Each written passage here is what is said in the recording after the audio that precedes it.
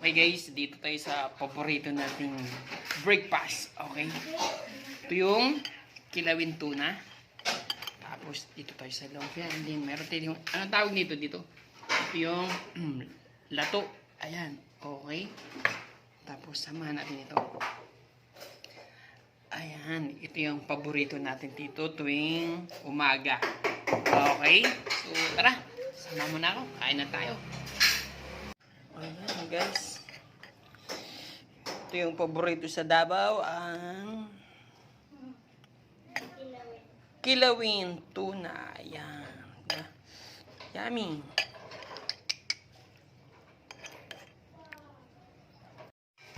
Hello guys. Yan. Tikman natin yung paborito nating kilawin tuna. Sama? Ay, yummy.